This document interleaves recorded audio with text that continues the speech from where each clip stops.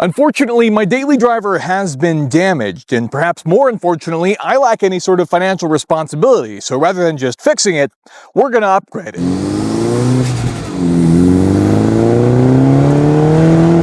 In the last video, we installed new wheels and tires on my new-to-me F56 Mini Cooper S. Specifically, that's these Enkei Rygens, finished in hyper silver. Now, Enkei is a fantastic manufacturer known for building great performance, lightweight wheels, but the other important part about these wheels, at least to me, was the fact that they reminded me of the wheels that came on the new Italian Job reboot movie with Mark Wahlberg for their Minis, which is what kind of inspired me to want to get a Mini in the first place. So all of that just works for the kind of ethos that I'm going for my particular car. From there, I wrapped them in some new Continental rubber, and they've been fantastic ever since. Now, from here, we have a lot of mods to get into, but first, I feel like I should tell you what happened. Now, it all started with the trip to SEMA 2025, leaving Phoenix, Arizona, and driving all the way to Las Vegas, Nevada, and on the very last stretch, the last final hill climb, leaving the Hoover Dam area, climbing up the hill to Las Vegas.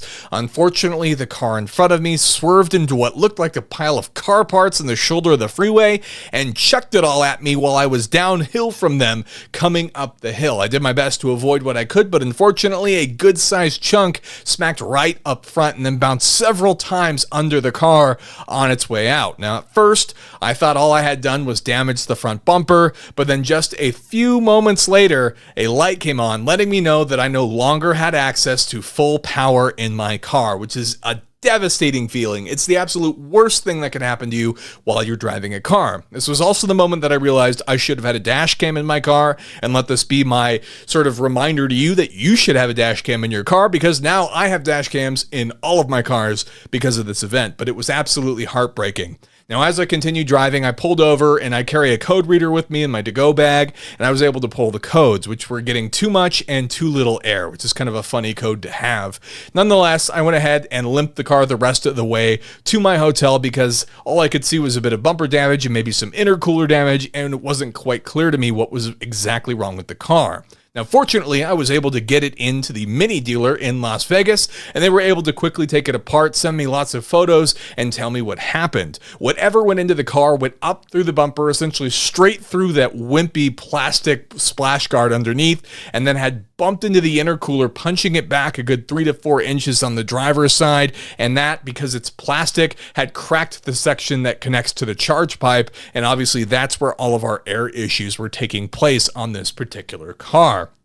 Not good, but nonetheless, we knew what was happening. The dealer had quoted me essentially to fix everything at $7,000, and that included things like the front bumper, the core support, and of course, a brand new intercooler plus labor. Now, I don't know about you, but that is not cheap. By F56 Mini Cooper standards, that could be the price of a high mileage car, and so that is not what I was willing to spend. I decided rather than install stock parts that I would install my own aftermarket upgrades, and so I limped the car back from SEMA, where it did just fine with no issues, albeit at slower speeds to nurse the car home.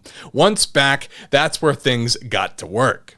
If you're enjoying the video so far and could leave me a thumbs up, I'd really appreciate it. But with that, let's get back to the video. Diving into disassembly of these cars is quite easy. You do require things like Torx bits, but if you've ever worked on a German car before, you should already have those. Everything comes apart pretty easy. You have to be careful with some of the tabs, but for the most part, it's really straightforward, and there's a lot of support as a very new car, so to speak. And of course, the generations, even technically the new cars, are similar to these. So all of that is very straightforward. The other benefit for me in particular was the fact that my car was equipped with a towing kit, like what you would use to haul behind an RV as an additional vehicle. This is something that has always bothered me since I bought the car and planned on addressing, but really nobody wants to dive into their car unless they have to, and so unfortunately, this is the perfect occasion for me to do that. Removing that was pretty straightforward, just some seriously heavy-duty bolts, but then all of the components that came off felt like it was 100 to 120 pounds of weight that was just sitting up front. Essentially, it's as if I had a person strapped to the front of my car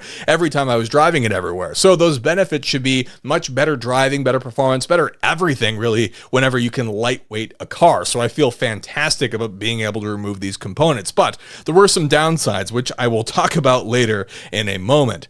Getting down to the dirty stuff, the intercooler. Now, it's kind of a tricky dance. There's a little trick, and the way you can do that without having to disconnect things like either radiator components or even your air conditioning components is to actually loosely unbolt a lot of the objects also mounted in the core support space, and that allows you to slightly move them upwards so you can try to shimmy out the intercooler. Now, it's easier said than done, especially if your car's been damaged like mine was and things aren't where they're supposed to be, so it took a little bit more effort. Now, once the tiny square stock radiator was out, I was very happy that we were going to be upgrading this because the stock Mini Cooper S intercooler feels quite small, especially if you plan on tuning it, tracking it, etc. The other interesting part was to address the damage to the core support.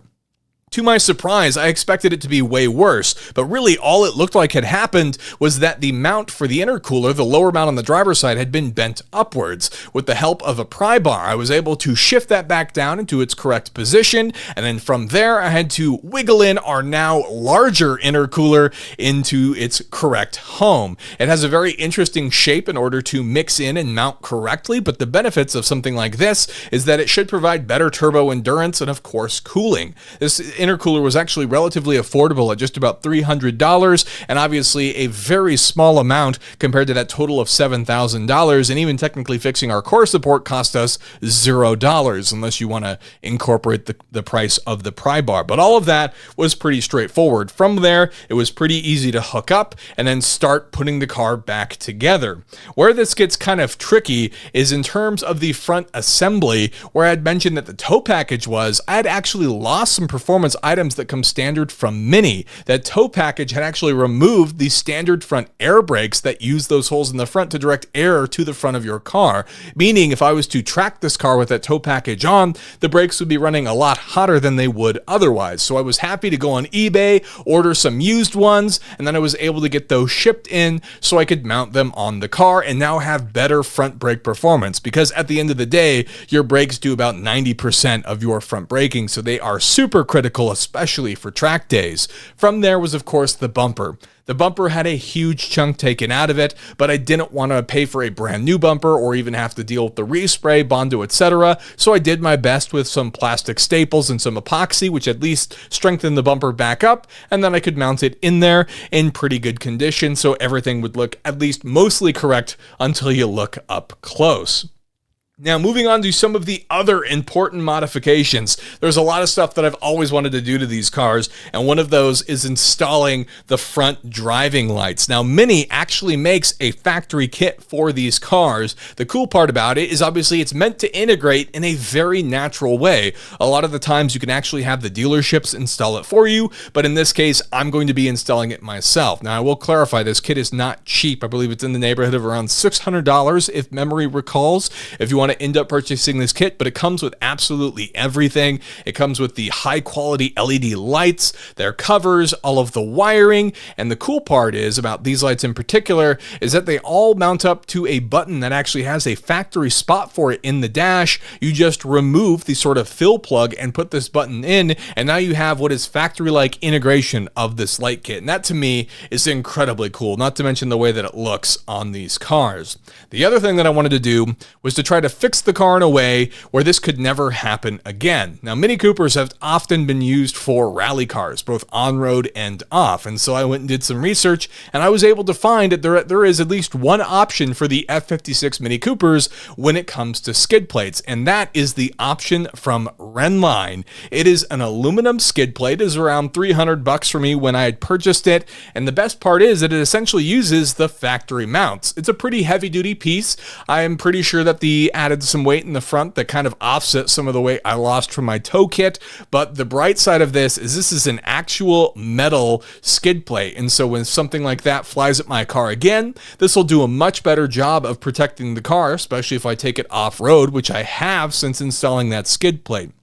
The other beautiful part is it protects you from general road debris amongst other things. It looks pretty cool, and there's just a lot of things to like about this particular skid plate in terms of the protection of your car. So totally worth it to me, and like I said, it's a high quality part, was easy to install with the help of a jack to hold it in place. Super nice. Now, the next things that I'm going to talk about are really mostly cosmetic because, of course, who wants a bad-looking car?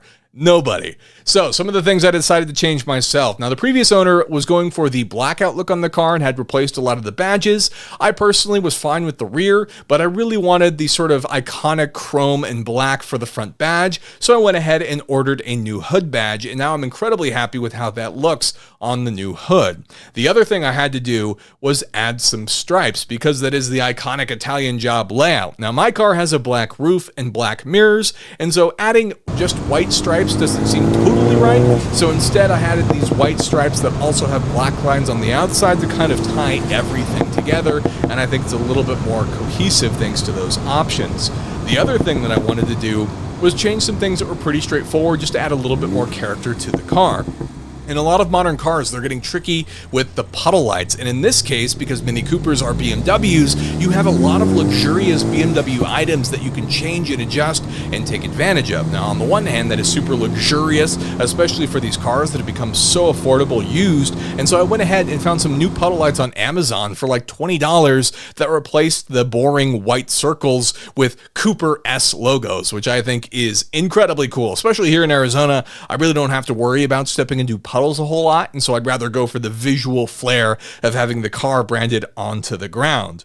Now, at this point, this was pretty much it for me. I'm sure I could add a few more things. Some of the first things that I told myself I would do was probably going to be a tune. I don't know, we could still do that. I'm kind of playing with it. After all, it is my daily, and so I'm not a huge hurry to do anything to it that might change its overall drivability, fuel economy, etc. We can definitely add some braces, which is a popular mod for the overall rigidity on a few core points, or we could always add more stickers, which, as we know, actually adds horsepower. So there's all sorts of things that we could do, but I'm curious to know what you guys think. If you're an F56 owner, maybe you've got some tips or you want to see something, let me know down below what I should do next to my F56 Mini Cooper. If you enjoyed it and could leave me a thumbs up, I'd really appreciate it, and consider getting subscribed for more content like this in the future. With that, thank you so much for watching, and I'll see you in the next one.